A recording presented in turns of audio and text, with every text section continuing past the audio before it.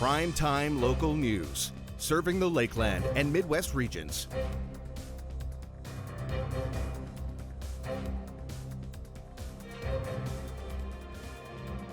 The Government of Canada and the union representing the RCMP reached a decision on the amount owed in retroactive costs, leaving the city with an invoice of more than $1 million. In August of 2021, the RCMP and the federal government signed a collective agreement that made the time period from 2017 to 2021 generate a back pay. Been given a bill for $1.742 million that is retro pay for the RCMP for services provided, and we can't dispute that the services were provided. The problem we have is the municipality, as other municipal contract holders and the provinces have shared with the federal government, we were not at the table negotiating that salary increase. So it was a bit unplanned. Certainly administration was aware this was ongoing and had set some monies aside, but we don't have $1.742 million tucked away in the reserve. The city now has two different choices: pay the full amount or propose an extended repayment schedule. We would take option 2 to stretch the payment as long as possible. It is interest-free, and this way it does not immediately hit the bottom line of this year's taxes the tax that will be coming out in June, the notices of taxes. From that perspective, otherwise we would see an immediate tax increase that wasn't budgeted for last year. Council has until April 15th to come to a decision. The Eating Disorder Support Network of Alberta has a public workshop planned for people involved in the fitness industry. Stacey Comer has details on how people from the Lloydminster area can sign up. I'm happy to be joined today on Primetime Local News by Angie Mellon. Angie is the Public Awareness Coordinator for the Eating Disorder Support Network of Alberta. Angie, thank you for joining us today. Thank you so much for having me. Well, Angie, you guys have an event coming up later in May, which we will get into. But first of all, I want to talk about kind of the reason for this workshop that's going to be happening. And it's basically kind of focusing on things, people in the fitness industry, people in sports. Some of the wording that's used and some of the things that are still focused on aren't really helpful for people that are dealing with eating disorders or younger people who could be influenced by this. So tell me a little bit about what you guys see and some of the wording that is happening in those industries that just don't quite sit right. Yeah, so eating disorders in the fitness industry is a huge issue. We see it a lot coming up. We see it a lot in You see it a lot in elite athletes and people who are competition focused, but you also see it happening in fitness classes and stuff like that when you'll hear a fitness instructor saying, "Oh, burn off that holiday meal," or "time to earn that dessert." Those are all sneaky little displays of diet culture that we see moving their way in, and those can really harm and affect someone who might be struggling with disordered eating or an eating disorder. So we really want to offer a workshop so we can help people discover the best way to approach those sort of things, some language to use, and then also what to do if you do see someone struggling, if you do see warning signs and risk factors. So, You mentioned in a news release that you sent over, Angie, there were some statistics of yeah. people, and it's really quite surprising actually, who are involved in these industries and have disordered eating. Can you tell me a little bit about that? Yeah, so up to 45% of female athletes and 19% of male athletes struggle with an eating disorder, according to some studies. And not only that, the instructors themselves struggle with disordered eating. Up to 22% of male instructors and up to 59% of female instructors also struggle with disordered eating. So it is a really large issue in this industry when you're seeing over 50% of people struggling with this sort of problem. So. And I think because of, going back years and years, people always, or not always, but a lot of time associate fitness with diet, no matter what. And when I say diet, I don't mean, just eating healthier, but restricting calories, that sort of thing. How do you guys work to kind of make inroads in this because it has been ingrained for so long, Angie? So we really want to encourage fitness for enjoyment. We want you to find movement you enjoy that you want to do. So you're not going to the gym to punish yourself or to earn that dessert or earn that food. We really want you to look at the reasons behind going to the gym, behind engaging in exercise, and make sure you're doing it for reasons that will uplift you instead of reasons that maybe are causing you to look down on yourself or that sort of thing. So we really want to encourage that. And then we also want to make sure that people who are going to the gym, once they are there, they're surrounded by a healthy, positive environment that's not going to trigger any of those negative emotions as well. Well, let's talk about this workshop that you have planned for May. Angie, what is the focus going to be in this workshop? Yeah, so we have a 2-day workshop happening in May. It's virtual and it's in person, so anyone can join.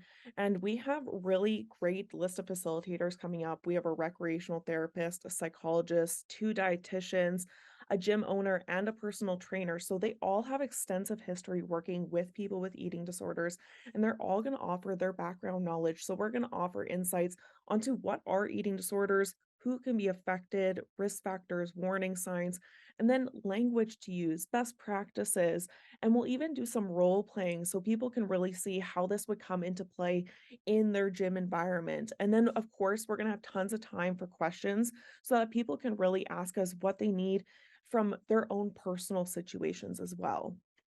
So if people from Lloydminster and the area around here can't make it to the event but would like to attend virtually, Angie, how do they sign up for that? Yeah, so just head over to our website. There's a link on our website to take you to the Eventbrite page. It's happening virtually and in person at the Van Vliet Center in Edmonton. So all are welcome to join. It will be a really great event. And it is an accredited workshop. So those fitness professionals who are looking for those continuing education credits, you do get those with our workshop. All right, Angie. Well, thank you for joining us today. And if you can just give us the website, please, just so that everybody can find it. I mean, obviously, you can find it by a Google search as well, but if you could just give us the information one more time, please. Yeah, so our website is edsna.ca, edsna.ca. All right. Well, thank you so much for joining us today, Angie. It was a pleasure speaking with you. Thank you so much, Stacey. Next month is Mother's Day, and to celebrate, High Tea Mother's Day Market is planned in a neighboring community. Our Zach Kenny has more. So I'm here with Loretta on behalf of the Mother's Day Market event coming up in Chalvin, Alberta. So Loretta, do you want to tell us just a little bit more about what this Mother's Day Market is? The Mother's Day Market, I had a vision a couple of years ago to have a high tea market for Mother's Day. High tea originated back in the 1840s to 1900s. It was traditional for the upper mid class. I thought it would be fitting for Mother's Day. It's typically a dinner with meat, potatoes, and served with veggies and served with tea, but we are having more afternoon tea, which is ribbon sandwiches, scones with jam and clotted cream, pastries, and the tea will be served in beautiful teacups and saucers. When I asked the Museum Society if they'd be interested in help me out with this vision, they were really excited and jumped on board. This is history. And will this lunch itself just be a tea, or will there be other things at this event as well, such as vendors? I have over 26 vendors booked in to date. We also have a formal photo booth set up where anyone, if they wish to come formal, they can have their picture taken. We also have one for the little children too. This can be really cute. We also have a contest at 1 for the most creative fascinator. So the vendors, they range from, we have many, jewelry, charcuterie boards, Scentsy, Bath and Body, baking, crocheting, home decor, macrame, pampered shift, the list goes on. And can you tell us just a little bit more about this lunch itself? Will it possibly accommodate different dietary restrictions as well? We're going to have the ribbon sandwiches. We're going to have it vegan friendly for diabetics as well. And there's also for the children, we'll have a little something special for the children too. And is there anyone else that you're collaborating with on this project, or has it just been yourself? I've been doing 95% of it, but the Museum Society ladies, they'll be helping me prepare everything for the event, yeah. And Loretta, could you also tell us where and when this event will be taking place? It's going to be in Chauvin at the Repsol Center, May 6th from 10 to 4 is the market, and the high tea will be served from 11 till 3:30. And is there anything else that you would like to bring up that I possibly just haven't brought up in our conversation so far? Everyone is welcome. It's not just for moms, it's for dads, grandpas, grandmas, bonus moms, children, just everyone come out for lunch and have lunch. It's going to be a really, really elegant day dedicated to moms. Well, thank you so much, Loretta. It's been a pleasure having you on. Thank you, Zach. You have a wonderful day. There is concern over a legend of folk music and a Canadian icon. Health issues have sidelined Gordon Lightfoot, and there is no word when or if his upcoming tour will go ahead. CTV's Andrea Case reports.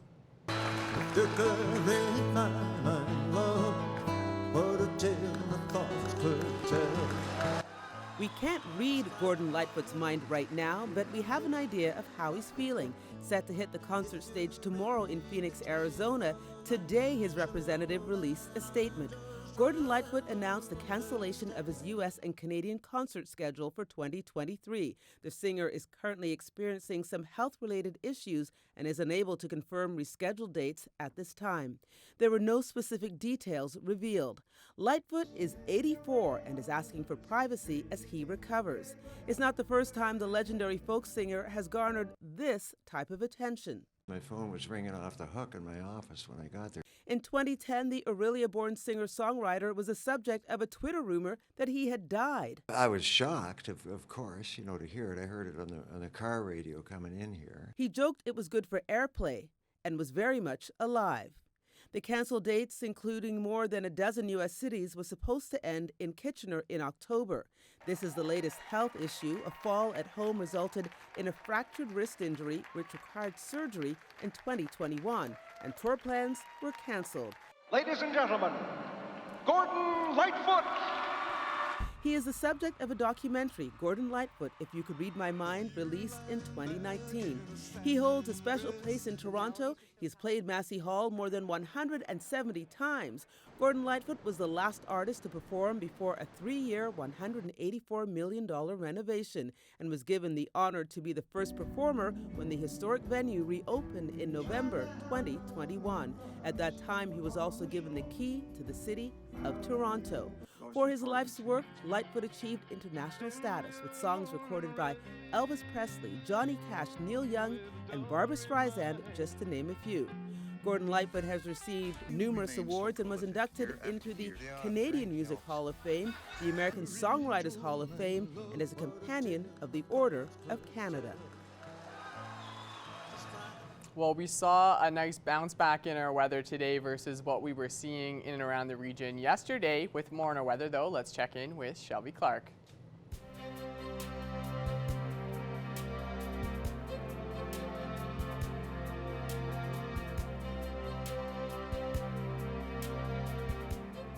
Thank you so much, Mr. Jays Mackey. Yes, a beautiful day today indeed for here in the border city. We definitely have kicked it up a notch, I would say. Looking at a lot more sunshine peeking behind those clouds. That definitely helped warm things up. And of course, that temperature helps as well with that 8-degree mark. So a beautiful day indeed. Hopefully everybody's enjoying it and getting out there and enjoying this beautiful condition. So hopefully we will be seeing this continue on through the week into the weekend, which we will, because we will even be expecting some double digits pretty soon. So stay tuned. Switching over to temperatures across the region for Alberta and Saskatchewan. On the Alberta side, we have some spots seeing those double digits with that 11-degree mark, seeing the warmest conditions there in 3 areas with Wainwright, Vermilion, and up in Lac La Biche. Then we have that 10 down in Provost, and the rest are looking around the same conditions as what we are sitting at here in the border city. Most are just seeing around 8 to 9 degrees, and then we got 7-degree mark there in St. Paul. So looking pretty nice on our Alberta side compared to yesterday for sure. Going over to our Saskatchewan side here in the region, they are looking slightly cooler compared to our Alberta side. They're not really seeing double digits in any of these spots, although they are seeing between 7 and 9 degrees in most areas, so that's still quite nice. We go a bit lower in Maidstone. It's looking slightly cooler, just at 6, but just a degree cooler, so not too bad. But we are looking quite nice on our Saskatchewan side compared to yesterday. Definitely not looking as gloomy. North Battleford will be going down to a low of -5 for their evening low, so they will be hitting that single digit for their minus point for their evening low temperature. They will be seeing that minus, of course, but it's not looking at those double digits for their evening low, so that will be nice. Not seeing a strong wind chill either, so not feeling much cooler than what they are expecting. So they will be expecting a calm night. Then for their Thursday, North Battleford picking it back up to that mostly sunny day and 11 degrees for their daytime high. So a beautiful Thursday expected for North Battleford. Make sure to get out there and enjoy. Cold Lake will be going down to low of -5 for their evening low temperature, so expecting that single digit as well. Mainly clear and cold expected for tonight, seeing some cloudier conditions, although condition-wise it won't be any high chances of flurries or rainfall that we were kind of seeing last night, so it will be a pretty calm night. And then for their Thursday, Cold Lake also seeing that 11-degree mark for their daytime high, so those double digits, but they will be expecting some shower in some spots in the morning. Otherwise, expecting a lot more sun peeking behind those clouds. So hopefully that'll kind of end off through the afternoon. And then for the rest of the day, they will be expecting a sunny and warm day. For us here in the border city, we will be going down to a low of -5 as well. So we will be seeing a clear night tonight for sure. And then for our Thursday, not expecting those double digits quite yet. We are just sitting at that 6-degree mark for our daytime high, but don't worry, we will be seeing a lot more sun again for our Thursday, so hopefully that'll help warm things up. And now ending off with a look at one of your weather photo submissions. Thank you to everyone that has submitted. We got this one. Oh, sorry about this. Going through my slides a little bit too quickly here. There we go. Sorry about that. This is a nice, beautiful shot of the sunset. Look at this. Had to bring it back and show this off. Thank you to everyone that has submitted. And that's all I have for now for a first look at your weather forecast. Thanks for that, Shelby. Love to see that bike there in the shot as well. After the break, we have a warning from Saskatchewan teachers about education funding.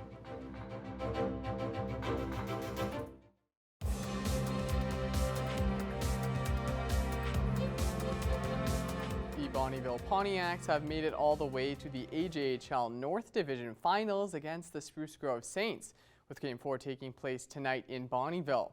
More on that story, here's Thomas Wildman.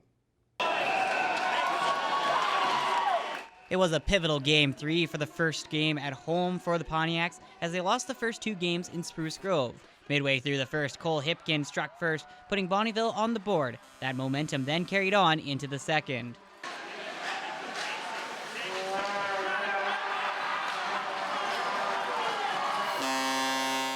Jack Budd scored 15 seconds into the second frame to put the Pontiacs up by 2. Just 4 minutes later, Ludwig Tardif would score and give the Pontiacs a 3-goal lead. The Saints would strike back with a power play goal midway through the second, but that would be all the Saints would score as the Pontiacs would continue to fend them off, and after the Saints pulled their goalie for an extra attacker, Jack Budd would send the puck the length of the ice to score the empty netter to give us our final score of 4-1.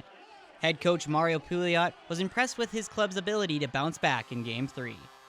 We had 2 really good days here. After that, we have a good practice yesterday, and I really believe the key was kind of tonight we stay away from the penalty box, and we were stick to the plan, and we forced them to play deep in their end. And when we made some mistake, we were hard to kind to repair those mistakes, and Bodie was making good save when we needed. One of the keys to the win was the play of goaltender Bodie Weiss, who turned away 30 of 31 shots he faced. He said the home crowd really helped him get the win. Yeah, the crowd was awesome tonight. They brought the noise. For me, it's just a bit of confidence booster in net, make a good save. The crowd goes wild. It just helps me stay focused, helps me stay in the game, and keeps my confidence up. Thomas Wildman, Primetime, Local News. And now it's time for us to check in once again with Shelby Clark, who has another look at weather.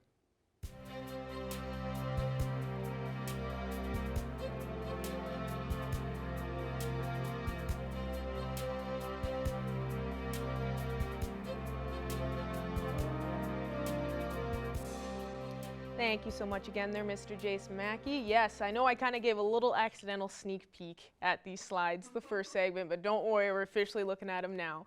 Now taking another extended look at your weather forecast, we will be starting off with our central zone of the provinces, and on the Alberta side, we are looking still quite nice. Compared to yesterday, for sure, we have kicked it up a notch for sure in some of these areas. We even have that 11-degree digit there for Athabasca, so they are seeing those double digits. The rest are seeing those single digits, but still quite nice. 9 degrees in Edmonton, while it was 8 over in Edson, and then the rest are just sitting around 6 and 7. So definitely matching with us more here in the border city. Switching over to our Saskatchewan side, they actually are matching with us a lot more with those conditions as well. Melfort is seeing slightly cooler, just at 4, but still seeing those plus temperatures. 9 degrees in Prince Albert and North Battleford, matching with us here in the border city. 8 in Meadow Lake and up in Cold Lake, and then Saskatoon is the only one on this side with those double digits just hitting 10 degrees. Now going over to our northern zone, they have actually cooled down slightly from what they have been seeing for the past few days this week, especially up in Uranium City and Stony Rapids. Now at those minuses, unfortunately, with -1 and -3, and then we start to warm up from there as we go a bit lower. 5 degrees in most spots as we are looking at on our Saskatchewan side, and over in Flin Flon and South End, slightly warmer, just at 8 and 9. So looking slightly cooler on that end. Going back over to Alberta side here in our northern zone, they are kind of matching with what they have been seeing for the past few days. They were kind of cooled down like we were, yesterday, but they have picked it back up. Seeing that 0 mark there in Fort Chipewyan, so they are looking slightly cooler in that area, and they start to warm it up. 6 in Slave Lake, while it is 7 here in Fort McMurray, and then we got 8 and 9 for High Level and Peace River. Grand Prairie is the only one with those double digits, just at 10 degrees. But now as we go over to our southern zone, they have cooled it down. They were even hitting those 20s at one point this week, but now they have humbled themselves, and they are matching with us more here in our central and our northern zone. So unlucky for you guys, you are matching with us more now. Most spots are just sitting at 6 on our Alberta side here with Medicine Hat, Lethbridge, and Calgary. We got 3 there in Banff, and Coronation has flipped the script. Instead of seeing those cooler conditions, they are seeing the warmest on this side with that 9-degree mark. So even almost hitting those double digits for Coronation. Going over to our Saskatchewan side, they have cooled down as well, but they are still seeing those plus temperatures, even looking slightly warmer compared to our Alberta side. All these spots are mostly sitting just at 7 degrees. Then we have that 6 there in Swift Current, and Estevan seems to be the coolest there, just at 4. But now as we look at some evening low temperatures that we will expect in these surrounding areas on this list here, we will be cooling it back down a little bit for our evening low temps tonight. From what we have been seeing for the past few nights, we will be seeing those minuses once again. Low of -7 is expected for Paradise Hill, so that seems to be the coolest in the surrounding area. A low of -6 for Meadow Lake expected tonight, and the rest here for Bonnyville, Provost, and Isla Cross will be expecting a low of -5. So we will be seeing those minuses, of course, in our surrounding areas, and of course here in the border city expected. Although for condition-wise, we won't be seeing a high chance of flurries or rainfall. It will be a pretty clear and calm night.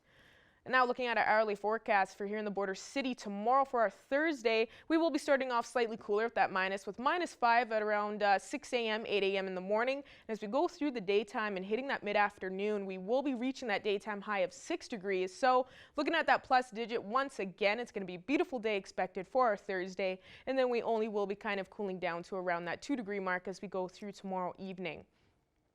Now looking a little bit more ahead past Thursday, we will be seeing, of course, that 6 tomorrow, then 7 degrees Friday, so we even will be warming up for our daytime high and continuing that nice mixture of some sun and cloud as we head into the weekend. And be prepared, we will be seeing a beautiful weekend ahead here with that 9-degree mark on Saturday. And that's all I have for now. Our Jace Mackey will have more news coming up after the break.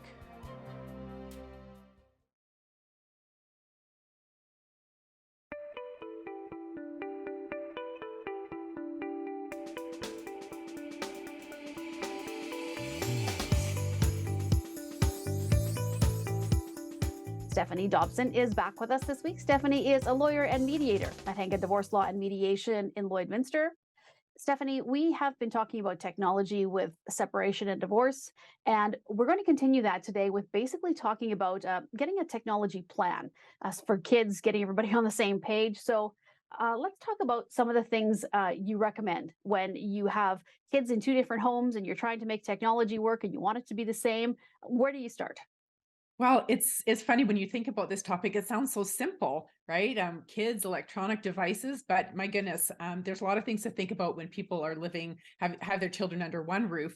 It's even more important to talk about this when you're under 2 roofs. So there's sort of 2 basic concepts that we should look at first. So the first one is, when should a child actually even get electronic devices? So, there's lots of different kinds. I mean, there's cell phones, obviously, tablets, laptops. If a kid is into gaming and other electronic switches, and I don't even know all the different gaming ones, but there's just so many different ones. And so it's really important for the kids to get or the parents to be on the same page, because the kids can really get into the middle very quickly, and it can cause parental conflict. So the best practice, I would say, would be to make sure that you agree with your co-parent as to the actual age, the appropriate age that a child should have any electronic device. And then once you've figured out what the age is for the actual getting of the device, then we have to figure out how to actually use the device.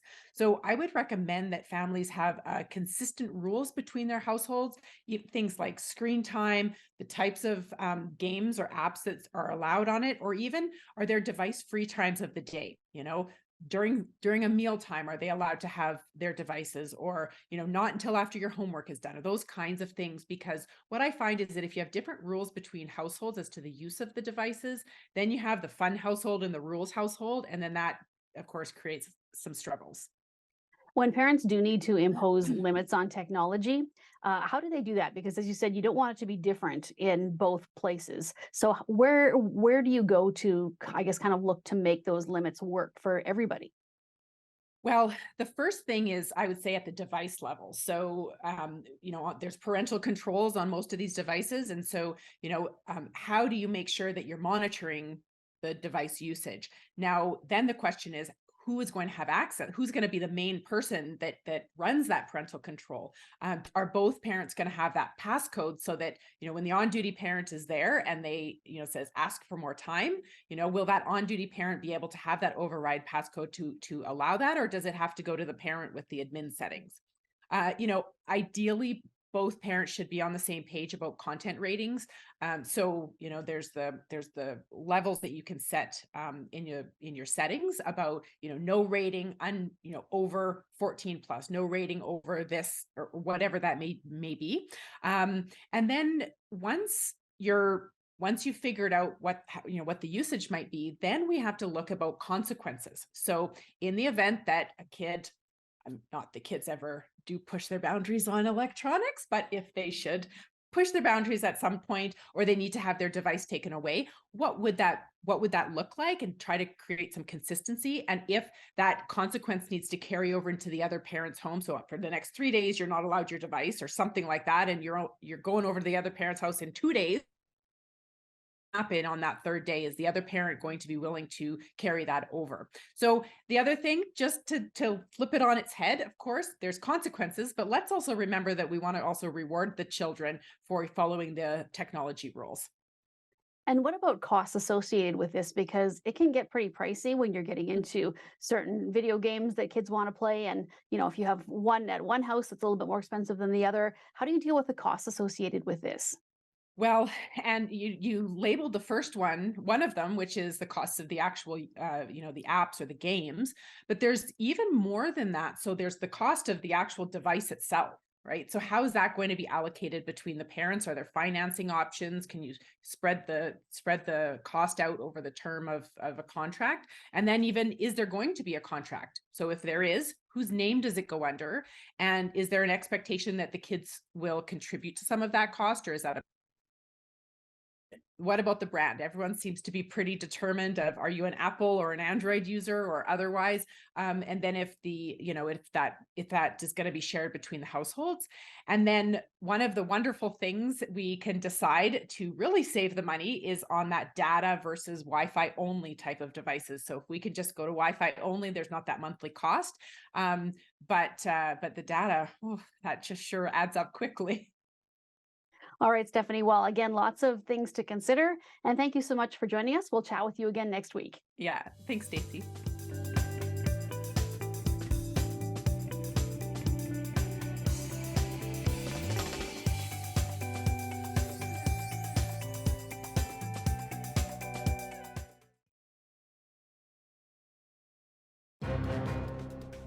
Furniture set and design supplied by Furniture Gallery and Furniture House, downtown Lloydminster. Joining us today for Primetime Local News is author DC Gomez, speaking on the USA Today bestseller series, The Cat Lady. Thank you so much for joining us today, DC. Thank you so much for having me. It is such an honor and such a pleasure to be here with you today. Really excited to speak with you and get your time today, because we really want to help get the word out on this series. Can we start off with you kind of explaining what the series is all about for The Cat Lady? So the Cat Lady is dark fiction. So everybody who's interested in some dark humor, a little bit off the wall, tons of shenanigans, and is honestly based on the concept of what would you do if you have nothing to lose? You're down on your luck, everything has gone horrible for you, and there's a knock on the door, there's an opportunity, and oh my God, will you be willing to do it? Will you be willing to take it? So it's all about second chances, finding yourself and building your own community. Now, would you say that there was a moment that inspired you for this idea? Did you have a moment that kind of was inspiration for this series, or how did you come up with this idea entirely for the Cat Lady? I initially honestly thought about writing a romance story. And as I literally came up with this idea, I realized it's not a romance. I'm not honestly meant to write romance. I'm too dark, way too quirky, and my characters have way too many issues in terms of their own shenanigans. And the story truly became a second chance. It became a family, became a small town story with a lot of, inner dialogue. Like, what do I do? How do I find myself? Am I willing to fight? And the reason behind this series is sometimes we're not willing to fight for ourselves, but we'll fight for the people we love. And for first-time readers that want to check out this series, what can you say that they would expect when reading it? So here's the reality. It is a depressed cat lady turns arms dealer. So that should really kind of give you an idea of how insane the madness. It does start kind of dark, kind of like I have warnings for everybody. This is very trigger warning. She is sitting around, very chapter 1, contemplating suicide. She has lost everything. What I tell everybody is it gets better. It gets a lot more amusing, a lot more fun. But it's literally going to be taking you on a journey of like, she's selling guns? Really? Is that where we're at? So it's all sorts of fun mayhem and darkness. Well, for all the dark humor lovers out there, I'm sure they're going to love this series. It sounds like it's a good one. Now, how would you say the response has been so far? It has been such a pleasant experience. I'm normally known for writing urban fantasy. So most of my readers are used to the magic and the little excitement. So to turn around and go from, Isis Black to Angela, everybody has been very surprised how much they enjoy it. Some of them feel guilty. It's like, oh my God, DC, I feel bad liking her. It's like, you can't. You're allowed to like multiple characters. But this has been the series that it gives you a very good feel at the end, and it honestly takes you on its adventure. Regardless whether you're female, male, whatever you enjoy, this book's a little bit for everyone who's looking for that second chance. So we're like, you know what? It will be okay at the end. And moving on from this series for the Cat Lady, is there any future novels that you've been working on or any future projects that you want to let us know about and get a little teaser on? I'm currently working on book 3 of my Hitman Assassin. I have an assassin series. It's urban fantasy for anybody who enjoys your magic and your little paranormal all in there. Book 3, which is called Right Now Deployed, is based on one of my side characters who has become an assassin, who hates being an assassin, and now has been in the middle of this strange, bizarre world that he's trying to figure it out. So Deploy is the one that I'm working on, probably for a release of next year. So I'm super excited about that. And lastly, I wanted to ask for people out there that just want to check out more information on you yourself, DC Gomez, or on this series, The Cat Lady, and any of your other work, where can they look online just to be able to find more information? It's super simple for everyone. Look up on my website, which is dcgomez-author.com. It would give you an idea if you're interested in meeting authors at events. It has a list of all my upcoming events for this year. I'm literally all over the place, so you can come and hang out, say hi. Has my social media as well as my podcast. So I enjoy talking to people. Send me an email, say hi. Now, if you're old school and still believe in email, so do I. Send me a message and we can start talking. Perfect, perfect. Well, thanks again so much for joining us today, DC Gomez, and good luck for this series. It sounds like it's a good one, so hopefully you get some good, strong support. Thank you so much, Thea. Such a pleasure, and have an amazing day. And that's our show for this Wednesday night. Thank you all so much for joining us for Primetime Local News. Have a good night, and Shelby and Abby will be here tomorrow.